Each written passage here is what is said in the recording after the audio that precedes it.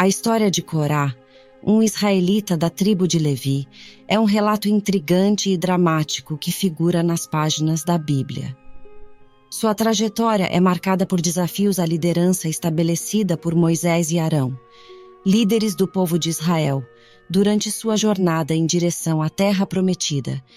Corá, juntamente com Datã e Abirão, protagonizou uma rebelião que questionou a autoridade de Deus e resultou em eventos impressionantes de intervenção divina e julgamento. E no vídeo de hoje vamos descobrir quem foi Corá e por que sua rebelião teve consequências tão graves. Mas antes já te convido a se inscrever no canal e, se gostar do vídeo, deixe o seu like. Corá era um israelita da tribo de Levi e descendente da casa de Coate. Sua história ganhou destaque na Bíblia, devido à rebelião que ele liderou contra a autoridade de Moisés e Arão, durante a peregrinação do povo de Israel em direção à Terra Prometida.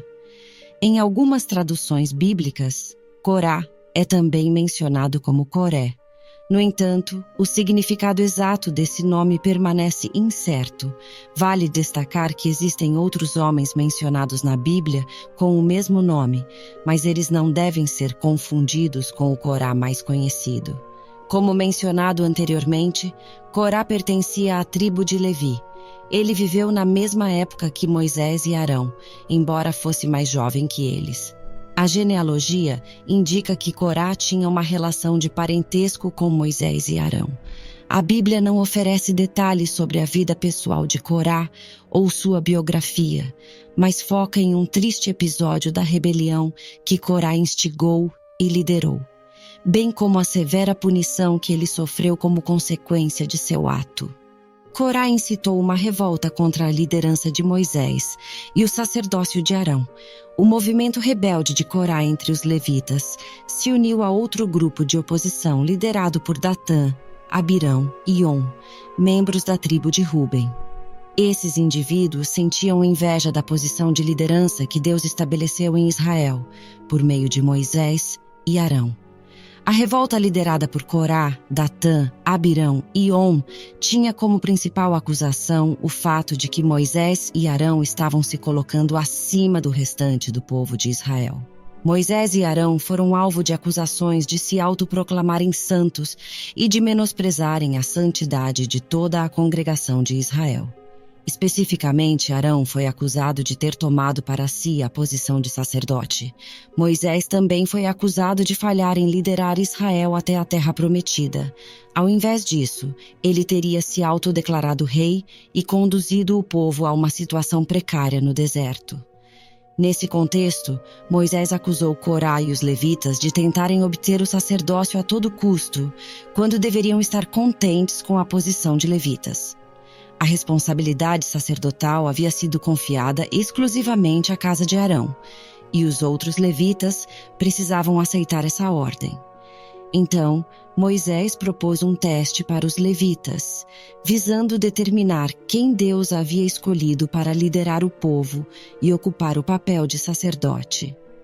No dia seguinte, os levitas liderados por Corá deveriam oferecer incenso ao Senhor. Essa ação seria uma confirmação divina de sua escolha. No entanto, os rebeldes liderados por Corá conseguiram obter um apoio significativo do povo de Israel. Moisés e Arão se encontraram quase sozinhos contra o restante do povo.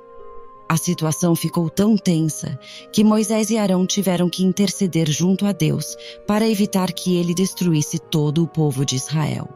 Nesse ambiente carregado de tensão, Moisés e Arão se encontraram isolados, contando aparentemente apenas com o apoio dos 70 anciãos de Israel.